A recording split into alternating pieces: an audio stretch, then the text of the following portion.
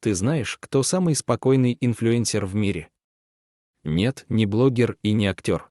Это капибара, пушистый мастер дзена и герой мемов. В соцсетях капибары как звезды Голливуда. Их фотки собирают тысячи лайков, а видео — миллионы просмотров. Почему? Потому что они идеально расслаблены. Капибара может лежать в воде, пока на ней сидят утки. И ей абсолютно все равно, она просто кайфует. Люди смотрят на нее и такие: вот он, идеал внутреннего спокойствия. А еще капибары часто попадают в кадры с котами, собаками, попугаями. И все они с ней, как лучшие друзья. Это как зоопарк мира в одном зверьке. Капибара — это не просто животное.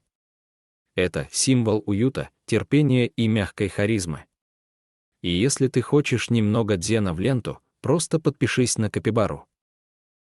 И на меня тоже.